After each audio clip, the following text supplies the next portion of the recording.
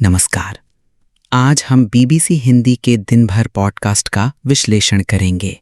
अक्सर खबरें हमें बताती हैं कि क्या हुआ, लेकिन हम यह समझने की कोशिश करेंगे कि जो हुआ उसके पीछे की परतें क्या हैं और क्या हमें जो बताया जा रहा है वही पूरी सच्चाई है। दिन भर की शुरुआत ईरान इजरायल संघर्ष की खबर से हुई। रिपोर्ट ने दोनों पक्षों के दावों को सामने रखा, जिसमें इजरायल के ऑपरेशन राइजिंग लायन और ईरान की जवाबी कार्रवाई का जिक्र था। यह पत्रकारिता का एक संतुलित नज़रिया है, लेकिन यहाँ एक बड़ा सवाल उठता है कि इजरायल ने अचानक इतना बड़ा हमला ईरान पर क्यों शुरू किया, जबकि उसका ध्यान गजा और हिजबुल्लाह पर केंद्रित था। एक्सपर्ट फजलुर रहमान सिद्दीकी ने इसे इजरायल की पुरानी नीति का हिस्सा बताया, जिसका मकसद ईरान को कमज़ोर करना है। यह एक वैध तर्क है, लेकिन क्या इसका एक और पहलू भी है? इजरायल के प्रधानमंत्री नेतन्याहू इस समय अपने देश में राजनीतिक रूप से कई चुनौतियों का सामना कर रहे हैं। उन पर भ्रष्टाचार के आरोप हैं और उनकी सरकार में शामिल कट्टर दक्षिणपंथी दल लगातार उन पर आक्रामक कार्रवाई के लिए दबाव बनाए हुए हैं। कई विश्लेषक मानते हैं कि एक बड़ा बाहरी संघर्ष शुरू करना घरेलू दबाव को कम करने और राष्ट्रीय एकता का माहौल बनाने की एक पुरानी राजनीतिक चाल होती है। क्या इस ऑपरेशन का एक मकसद नेतन्याहू की अपनी कुर्सी बचाना भी हो सकता है? इस दृष्टिकोण पर रिपोर्ट में अधिक गहराई से बात नहीं की गई। इसी तरह ईरान के अंदर भी एक आम नागरिक की आवाज़ सुनाई गई, जो कहता है कि वह सरकार का समर्थक नहीं है, लेकिन इजरायल के खिलाफ पूरा देश एक है। इसे rally round the flag effect कहते हैं, जहां बाहरी खतरा देश के अंदर के मतभेदों को कुछ समय के लिए कम कर देता है। इससे कहीं न कहीं ईरान की मौजूदा सरकार को भी अस्थायी रूप से मजबूती मिलती है, यानी कि दोनों ही देशों की सरकारें इस संघर्ष से अपने अपने घरेलू राजनीतिक हित साध सकती हैं। यह एक ऐसी हकीकत है जिसे अक्सर बड़ी लड़ाइयों के शोर में अनदेखा कर दिया जाता है। अब बात करते हैं अहमदाबाद विमान हादसे की। बीबीसी की रिपोर्ट ने पीड़ितों के परिजनों के दर्द को प्रभावी ढंग से सामने रखा। आकाश की बहन की वो आवाज़, जिसमें वो अपने भाई के शव के लिए गुहार लगा रही है, दिल दहला देती है। रिपोर्ट में अधिकारियों के हवाले से बताया गया कि शवों की पहचान के लिए डीएनए टेस्ट हो रहे हैं, जिसमें समय लग रहा है। यह एक तकनीकी प्रक्रिया है, लेकिन यहाँ सवाल सिस्टम पर उठता है। क्या ऐसी त्रासदियों के लिए हमारा सिस्टम तैयार है? डीएनए जांच में वक्त लगता है, यह एक तकनीकी सच है, लेकिन क्या पीड़ित परिवारों को सही समय पर जानकारी देने, उन्हें सांत्वना देने और इस मुश्किल घड़ी में उनका साथ देने का कोई संवेदनशील और प्रभावी तंत्र हमारे पास मौजूद है? अक्सर ऐसी घटनाओं में सरकारी प्रक्रियाएं इतनी जटिल और धीमी होती हैं कि वे पीड़ितों के दुख को और बढ़ा देती हैं। आकाश की बहन की आवाज़ में जो दर्द था, वो सिर्फ एक परिवार का दर्द नहीं, बल्कि उस पूरे सिस्टम पर एक सवाल है, जो ऐसी स्थिति में आम आदमी को अकेला और असहाय महसूस कराता है। रिपोर्ट अगर इस पहलू पर और रोशनी डालती, तो यह महज एक घटना के कवरेज से बढ़कर एक ज़रूरी पड़ताल बन जाती। दिन भर ने हमें दिन की बड़ी खबरों से अवगत कराया, लेकिन खबरों की दुनिया में जो दिखता है, अक्सर कहानी उससे कहीं ज़्यादा गहरी होती है। चाहे वो अंतर्राष्ट्रीय संघर्ष के पीछे की घरेलू राजनीति हो या किसी हादसे के बाद की व्यवस्था की संवेदनशीलता, अंत में इसकी कीमत आम इंसान ही चुकाता है। आज के विश्लेषण में इतना ही। कल फिर मिलेंगे एक नई खबर और उसके नए पहलुओं के साथ। नमस्कार। आज है तारीख 16 जून, दिन सोमवार। ये बीबीसी हिंदी का पॉडकास्ट दिन भर पूरा दिन पूरी खबर है। मेरा नाम है मानसी दास और मैं हूँ प्रेरणा। पॉडकास्ट में आज बात मध्य पूर्व में तेजी से बदलते हालात की और अहमदाबाद में हुए विमान हादसे की। ईरान और इस्राएल के बीच लगातार चौथे दिन भी संघर्ष जारी। जानेंगे कैसे हैं दोनों तरफ के हालात। दो शबे के वाक़अ नख़्वाबिदम तन्हा हस्तम तुय खूने तुय इन दो शब।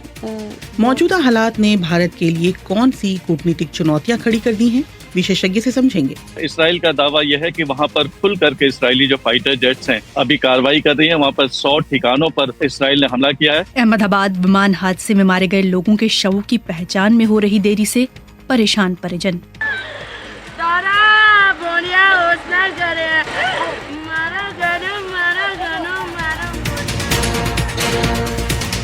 विमान हादसे के कारणों की जांच कहां तक पहुंची, करेंगे चर्चा। पर उससे पहले देश दुनिया का हाल सुनते हैं प्रेरणा से।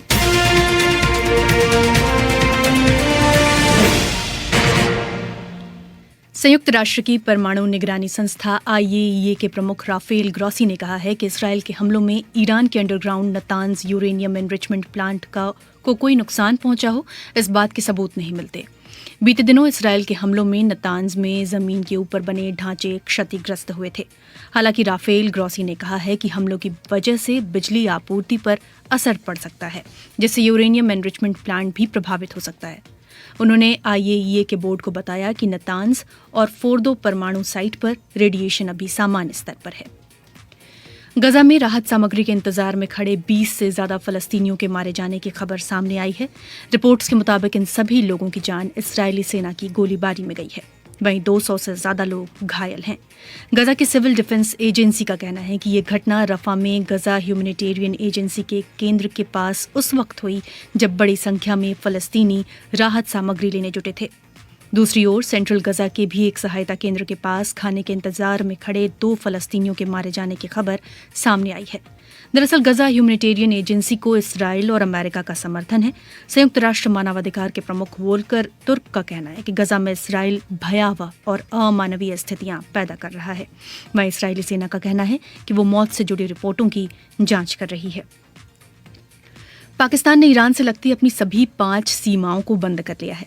पाकिस्तानी अधिकारियों का कहना है कि इसराइल और ईरान के बीच जारी संघर्ष और उनसे पैदा होने वाले संभावित खतरों के मद्देनजर ये कदम उठाए गए हैं। हालांकि पाकिस्तान ने कहा है कि ईरान में रह रहे पाकिस्तानी नागरिक अभी भी बिना किसी रुकावट अपने देश वापस लौट सकते हैं। भारत के प्रधानमंत्री नरेंद्र मोदी को साइप्रस के राष्ट्रपति निकोस क्रिस्टोडोलाइट्स ने सोमवार को देश के सर्वोच्च नागरिक सम्मान grand cross of the order of Makarios 3 से सम्मानित किया है। सम्मान मिलने के बाद पीएम मोदी ने साइप्रस के राष्ट्रपति निकोस क्रिस्टोडोलाइट्स, वहां की सरकार और जनता के प्रति आभार व्यक्त किया। ये 140 करोड़ भारतवासियों का सम्मान है, उनके सामर्थ्य और आकांक्षाओं का ये सम्मान है। ये हमारे देश के सांस्कृतिक भाईचारे और वसुधैव कुटुंबकम की विचारधारा का सम्मान है। प्रधानमंत्री नरेंद्र मोदी इस समय साइप्रस के दौरे पर हैं। इस दौरे के बाद वो कनाडा में होने वाले G7 देशों के शिखर सम्मेलन में हिस्सा लेंगे। भारत सरकार ने घोषणा की है कि जनसंख्या गणना 2027 में कराई जाएगी। गृह मंत्रालय ने एक प्रेस विज्ञप्ति जारी कर कहा कि जनगणना 2027 2 चरणों में कराई जाएगी। देश के ज्यादातर हिस्सों में जनगणना के लिए 1 मार्च 2027 की रात 12 बजे को आधार तारीख माना जाएगा। वहीं ठंडे और बर्फबारी वाले इलाके जैसे लद्दाख, जम्मू कश्मीर, हिमाचल प्रदेश और उत्तराखंड में जनगणना की तारीख 1 अक्टूबर 2026 तय की गई है।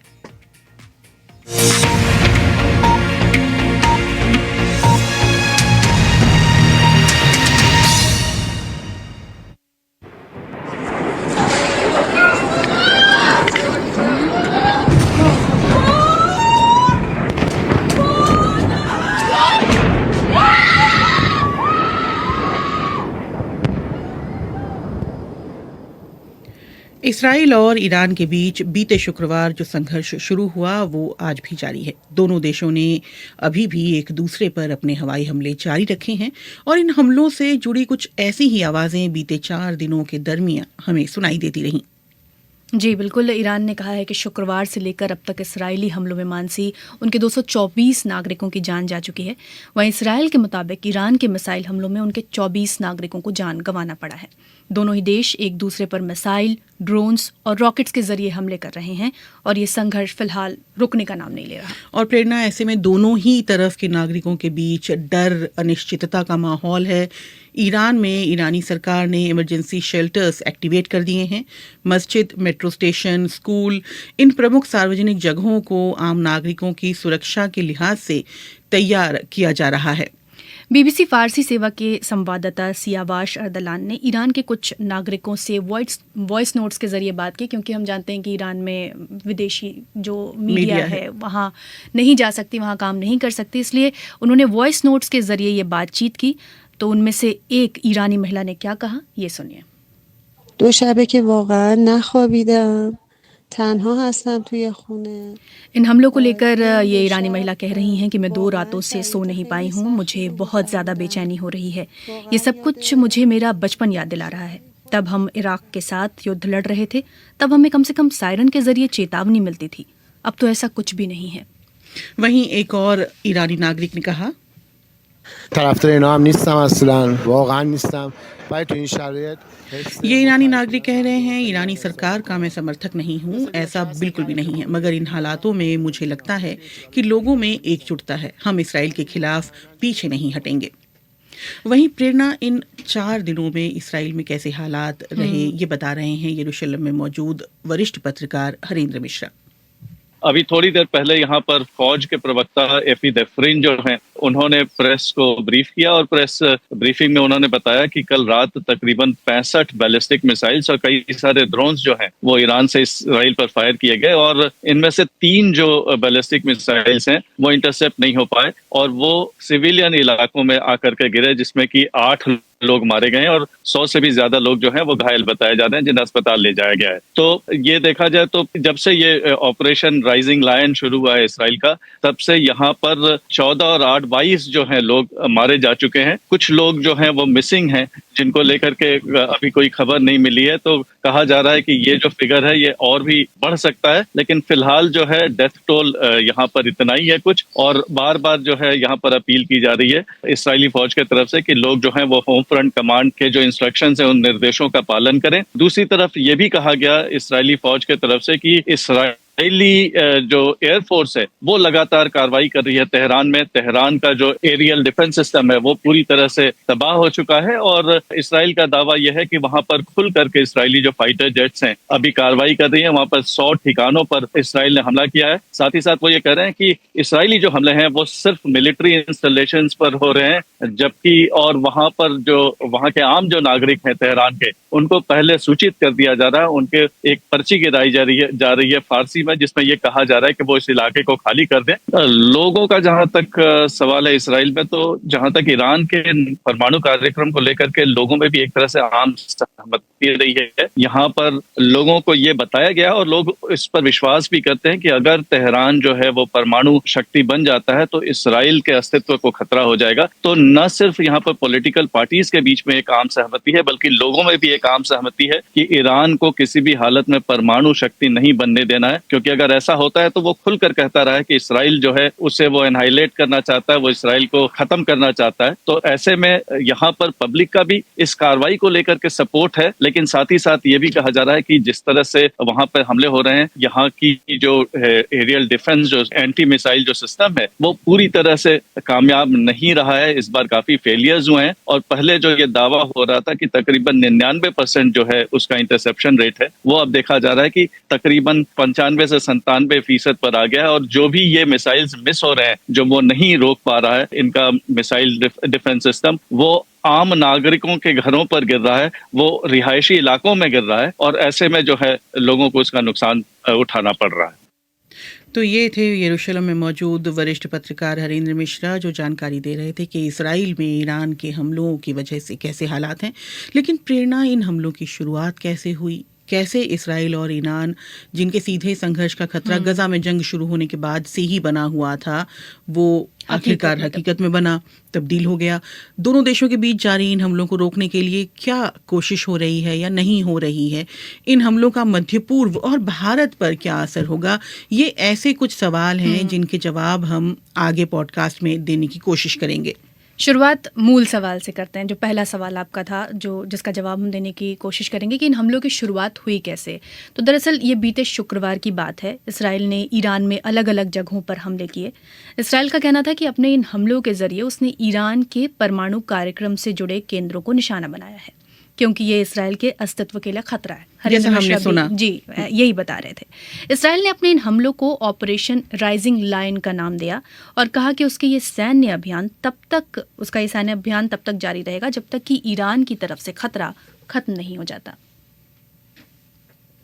Moments ago, Israel launched Operation Rising Lion, a targeted military operation to roll back the Iranian threat. तो ये आवाज़ Israel's बेंजामिन very नेतन्याहू की है, जो survival. इसराइल के प्रधानमंत्री This हैं। operation will वहीं continue. ईरान ने As इन many हमलों days में as it अपने takes 2 परमाणु to remove वैज्ञानिकों को खोने और Islamic decades revolutionary guards of core के terror, commander in chief Hussain सलामी समेत कम से कम 5 शीर्ष अधिकारियों की मौत की पुष्टि की।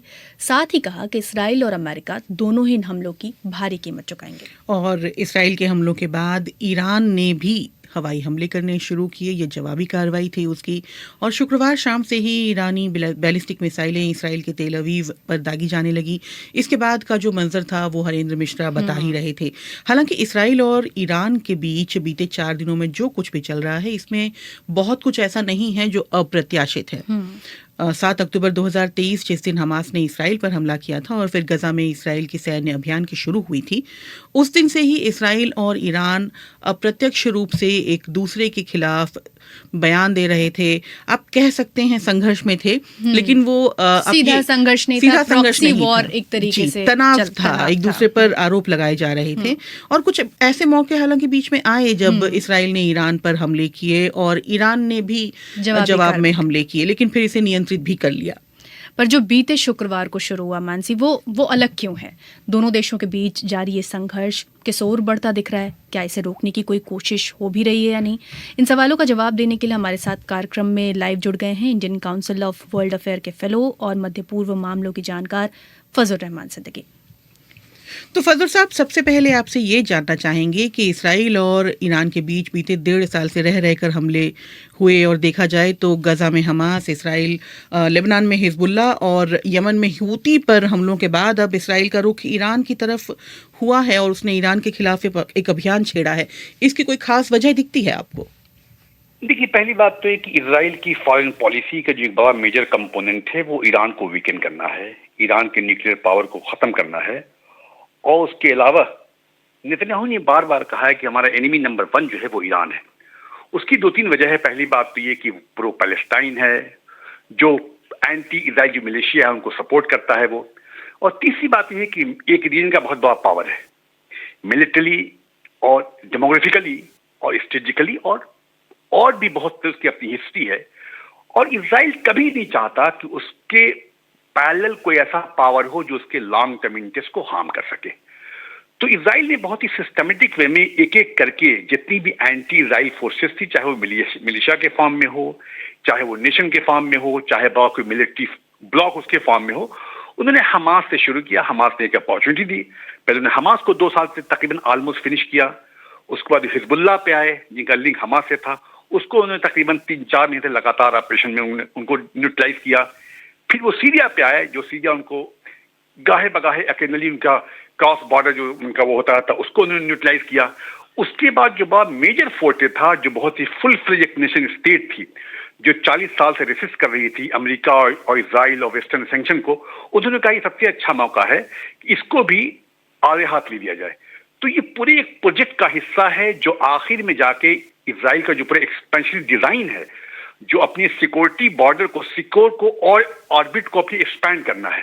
तो उनको ईरान तक पहुंचने के लिए अच्छा मौका है कि ईरान को वहां पे रोका जाए। और ईरान के बाद जो है जो सीरिया है, फिर जॉर्डन है, फिर हमास है, फिर फिलिस्तीन का जो हिस्सा है, उस सबको सिक्योरिटी का अपना जो उनका प्रोजेक्ट है वो ईरान पे खत्म होता है। उसी के तहत ये पूरा का पूरा जो ऑपरेशन इजराइल ने किया है वो ये दैट इज नेचुरल आउटकम। जी सर, मैं यहाँ 2 चीज़ें समझना चाहूँगी आपसे। एक तो कि दोनों देशों के बीच ये जो संघर्ष है वो किस ओर बढ़ता दिख रहा है, और दूसरा ये कि संघर्ष के बीच कई देश अपील कर चुके हैं कि इसे नियंत्रित किया जाए, चाहे वो अमेरिका की तरफ से अपील हो, चीन की तरफ से अपील हो, यूरोपियन यूनियन की तरफ से भी एक अपील की गई है। लेकिन क्या कोई कॉन्क्रीट कदम उठता हुआ आपको नज़र आ रहा है इसे कंट्रोल करने के लिए? नहीं, देखिए, पिछले 2 साल से जो रीजन में हो रहा है उससे तो साफ जाहिर है कि किसी भी कंट्री की चाहे कितनी ही पावरफुल हो, उसका कोई इफेक्ट, कोई इंप्रेशन नहीं है। अगर कोई कंट्री दुनिया में अगर कोई इंपैक्ट कर सकती है इजराइल की पॉलिसी को, तो वो है अमेरिका। और फॉर्चुनेटली, अनफॉर्चुनेटली, रॉन्गली और राइटली, अमेरिका जो है इजराइल के फुल फ्लेज साथ है। तो मुझे कहीं से नहीं दिखता कि चाहे चाइना की कॉल हो, चाहे रशिया की कॉल हो, चाहे ईयू की कॉल हो, उस पर कोई इंपैक्ट पड़ने जा रहा है। बिल्कुल इसमें मैं क्लियर हूं। आपने कहा कि वार कहां जा रहा है, ये वार जा रहा है बहुत ही लॉन्ग टर्म स्टेलमेट के लिए। इसलिए कि हर दूसरे दिन जो इजराइल का जो ऑब्जेक्टिव बढ़ता जा रहा है, पहले उन्होंने कहा कि न्यूक्लियर जो इंस्टॉलेशन उसको खत्म करना है, उसको मिलिट्री वीक करना है। अब ये बात आ रही रिजीम चेंज करना है, तो रिजीम चेंज करना उतना आसान नहीं होगा। और दूसरी बात ये देखिए कि पिछले 10-12 साल में जितने भी वॉर हैं, सब वॉर जो अनएंडिंग वॉर हैं, किसी भी कंट्री में जो वॉर हुए हैं सब अनएंडिंग है। लेबनान, लीबिया से लेके सीरिया तक, यमन से लेके, तो मुझे लगता है कि बहुत ही लॉन्ग टर्म वॉर होगा, इसमें बहुत एक्सपेरिमेंट होगा, बहुत चीजें उसमें नुकसान होगा, बहुत सारी चीजें होंगी। तो इनका ऑब्जेक्टिव जैसे जैसे इजराइल अपना होल्ड स्ट्रॉन्ग करेगा, इनका ऑब्जेक्टिव और उनका जो मिशन की जो डिमांड्स है वो सब बढ़ती जाएंगी। सर, अगर इंडिया के संदर्भ में बात करें तो इंडिया इसराइल का भी दोस्त है, ईरान के साथ अच्छे बिजनेस रिलेशंस हैं, और ईरान और इंडिया के मैं कुछ आंकड़े देख रही थी बिजनेस के, तो 2023 का जो आंकड़ा है उसके अकॉर्डिंग इंडिया ने $1 अरब से अधिक का निर्यात किया ईरान को, और इससे थोड़ा ही कम आंकड़ा था जिसका उसने आयात किया। तो मध्य पूर्व में अगर तनाव बढ़ता है तो भारत और ईरान के रिश्तों पर, खासकर व्यापारिक रिश्तों पर किस तरह का असर पड़ सकता है? नहीं, देखिए, इसका असर तो मतलब बहुत ही भयानक होने वाला है, और लगातार उसकी चीजें, उसकी जो रिपरकेशन है, जो उसके विजिबल इम्पैक्ट है वो आने लगे हैं। जिस दिन ईरान ने अटैक किया उस दिन देखिए डॉलर का रेट ऊपर गया। तो चीजें बहुत ही क्रॉस, सिर्फ इकोनॉमिक नहीं बल्कि पॉलिटिकली भी, डिप्लोमेटिकली भी, स्ट्रेटेजिकली भी दोनों देशों के बीच बहुत सारे ऐसी चीजें हैं जो अब तक एक्सपोज नहीं होती। अब मामला चैलेंज इसमें यह होगा कि बहुत ही इंडिया को, चाहे ईरान को, बहुत ही एक बैनरी एक स्टैंड लेना होगा। वहां पे इंडिया के लिए इकोनॉमी से ज्यादा सबसे बड़ा चैलेंज है डिप्लोमेटिक चैलेंज।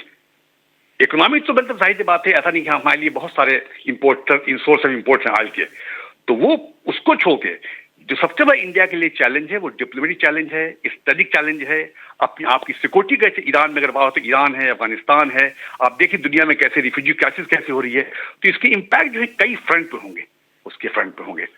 तो मुझे लगता है इकोनॉमी से ज्यादा जो है जो और एक्सेसरीज उसकी हैं, जो रिलेटेड चैलेंज है, वो ज्यादा कहीं बड़े हैं बिजनेस इकोनॉमी के। अब G7 की बैठक शुरू होने वाली है, वहाँ पर इस मुद्दे को आप कितना ज़्यादा चर्चा में होता हुआ देखेंगे, और क्या वहाँ कोई इसे नियंत्रित करने या समाधान की कोई ठोस रिजल्ट आपको परिणाम नजर आएगा? देखिए, जहाँ तक देखा जाए G7 अगर दुनिया में जो सबसे बड़ा फोरम है वो है यूएनओ। जब पिछले 2 साल में 2500-300 बैठक हुई, यूएनएससी की बैठक हुई, कितना वीटो हुआ, काउंटर वीटो हुआ, ये सब हुआ, अरब लीग ने बैठक की, ओआईसी ने बैठक की, तो यूएन से बड़ा कोई फोरम नहीं है। अगर वो इजराइल को डिटर नहीं कर सके, कोई ट्रेजेक्टरी को चेंज नहीं कर सके, तो मुझे कोई उम्मीद नहीं है कि G7 में किसी भी तरह का जर्रा बराबर भी कोई इस ऑपरेशन पे या इजराइल की पॉलिसी इम्पैक्ट होगा।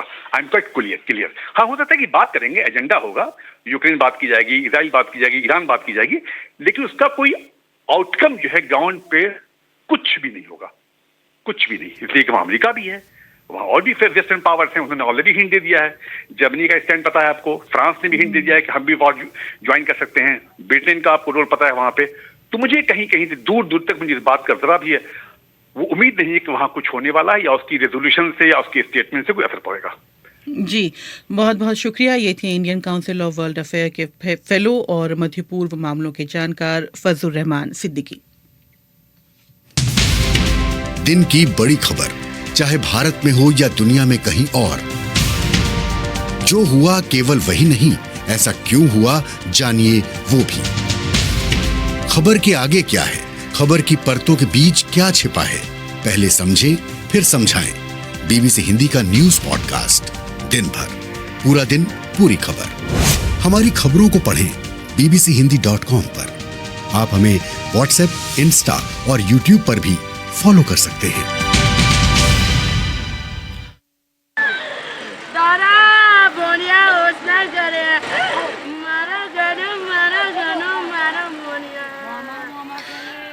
ये आकाश की बड़ी बहन हैं जिनका ये कहना है कि उन्हें अब तक अपने भाई का शव नहीं मिल सका है। वो कह रही हैं कि सरकार ने अभी कुछ नहीं बताया है कि कब तक शव देंगे। उसका शव हम खुद लेकर अस्पताल आए थे। मेरे अंकल के बेटे ने आकाश के हाथ की ब्रेसलेट से उसकी पहचान भी की थी, लेकिन अब तक उन्होंने आकाश का शव हमें नहीं सौंपा है।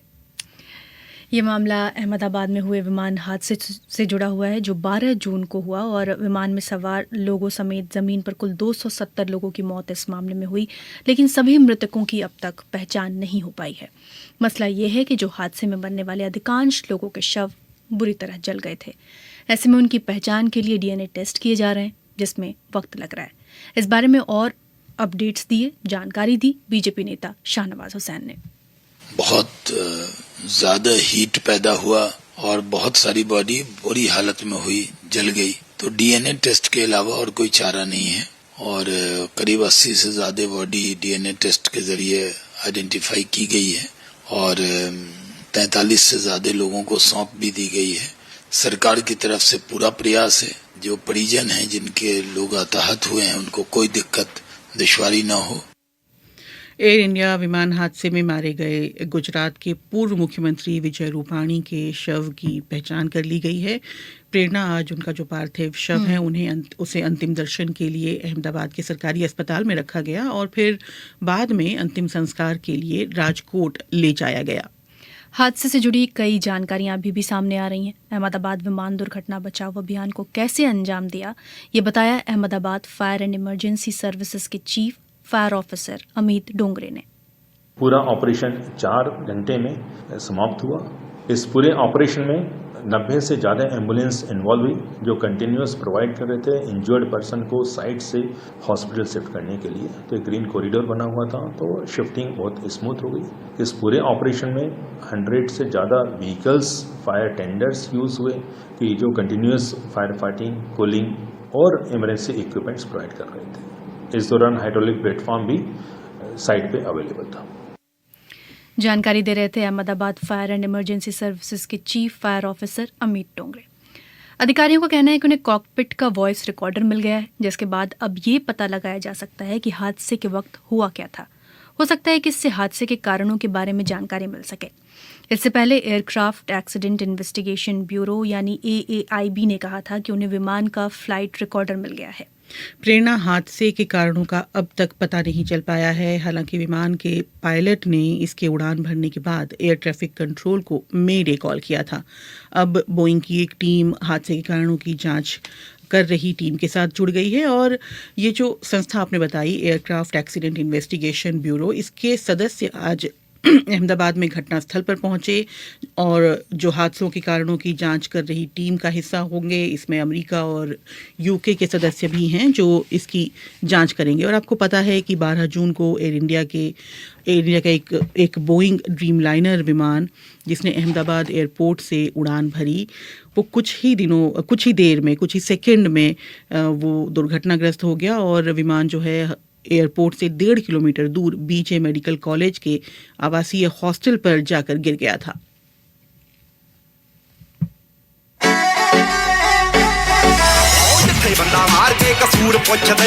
एक यंग पंजाबी रैपर ने म्यूजिक की दुनिया में धूम मचा दी है। ये है साल 2017। People are going crazy. Like, who is this guy? Who is this Sidhu guy? He's a bad boy lyricist. He's an amazing performer, and he is none other than Sidhu Moosewala.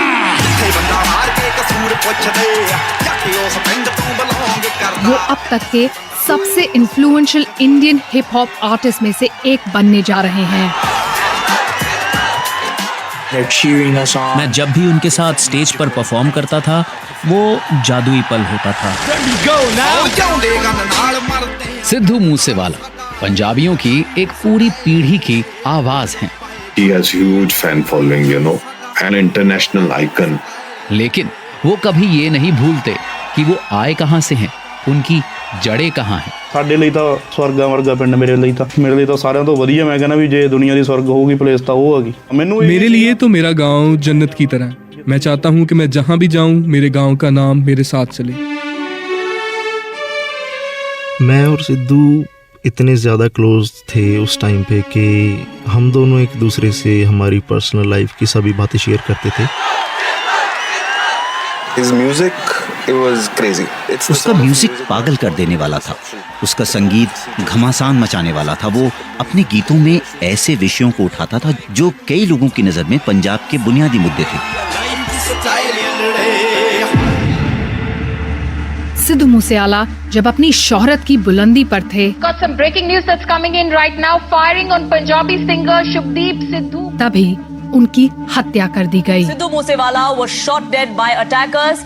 He could not survive that attack. It is riddled with bullets. Multiple rounds seem to have been fired at. जब मुझे news मिली Sidhu is no more, मैं बिल्कुल ही shock में चला गया।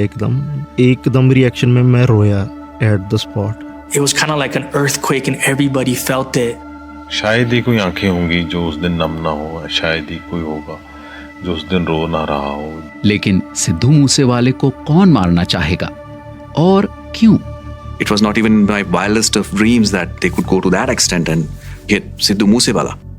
मैं हूँ इन्वेस्टिगेटिव जर्नलिस्ट इशलीन कौर और मैं पिछले 2 सालों से इन्हीं सवालों के जवाब खोजने की कोशिश कर रही हूँ। सब इससे डरे हुए हैं, कोई इस पर बात नहीं करना चाहता। हकीकत अभी बाहर नहीं आई है, सब अफवाह है। इससे बहुत दिक्कतें पैदा हो सकती हैं। मैं बहुत डरी हुई हूँ। मैं हूँ विदित मेहरा, एक ब्रॉडकास्टर। हमारी पड़ताल हमें एक अंधेरी और खतरनाक दुनिया में ले जाती है। कड़ी दर कड़ी जोड़ते हुए हम इस इन्वेस्टिगेशन में उन लोगों तक पहुंचने की कोशिश करेंगे जिनका दावा है कि पंजाब में दशकों बाद हुए इस बड़े हत्याकांड के पीछे वो हैं। I knew his voice. I knew मैं उसकी आवाज पहचानता था, इसलिए मैं कहीं न कहीं जानता था कि ये वही है जो कॉल कर रहा था। ये कहानी है शोहरत, ताकत और बदले की, जिसकी भारत की सीमाओं से परे भी सुनाई देती है गूंज। No, he was not scared, but he always say that. नहीं, वो डरा हुआ नहीं था। वो हमेशा कहता था एक दिन मैं गोली से मारा जाऊंगा। ये उसके शब्द थे। ये एक ऐसा मर्डर है जिसके बारे में बातें होती रहेंगी और पंजाब इसको इतनी इजीली भुला नहीं पाएगा। ग्लोबल क्रिमिनल अंडरवर्ल्ड पर बीबीसी की पड़ताल, the killing call, Sidhu Moosewala, वो हत्याकांड जिसने भारत को हिला दिया। ये है बीबीसी इन्वेस्टिगेशन, एक गहरी पड़ताल। बीबीसी हिंदी, एप्पल, स्पॉटिफाई, जियो सावन और गाना, सारे पॉडकास्ट प्लेटफॉर्म्स पर द किलिंग कॉल।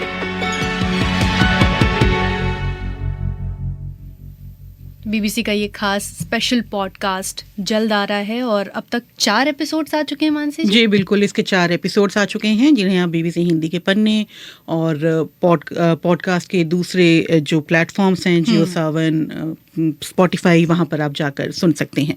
जी, तो हम अब आगे बढ़ें, उससे मैं वापस वही अपने पहले मुद्दे पर जाना चाहूँगी कि ईरान और इसराइल में जो संघर्ष चल रहा है उसमें लगातार अपडेट्स आ रहे हैं और मैं किसी और सब्जेक्ट पर जाऊँ, इससे ज़रूरी है कि मैं इसी सब्जेक्ट पर वापस लौटूँ कि अब क्या कुछ लेटेस्ट अपडेट्स हैं, अगर उसके बारे में अगर आप बता पाएं। ईरान की राजधानी तेहरान में प्रेरणा इसराइल के हमलों की खबर है और इसराइली सेना ने ईरान की जो राजधानी है वहाँ कई हिस्सों पे दागे हैं, मिसाइलें दागी हैं और लोगों को ये चेतावनी उन्होंने दी है कि उन्हें जगह छोड़ के चले जाने को कहा है।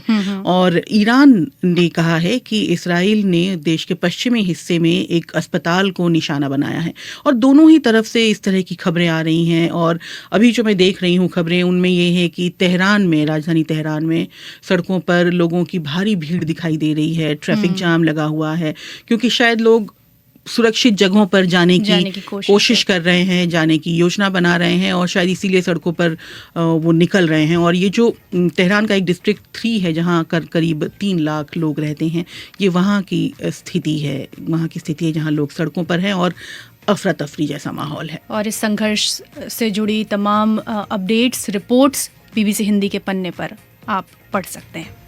तो दिन भर पूरा दिन पूरी खबर में आज इतना ही। तकनीकी पक्ष कार्यक्रम का संभाल रहे थे तिलक राज भाटिया। अब आपसे कल होगी मुलाकात, तब तक के लिए मुझे और मानसी को दें इजाजत। नमस्कार।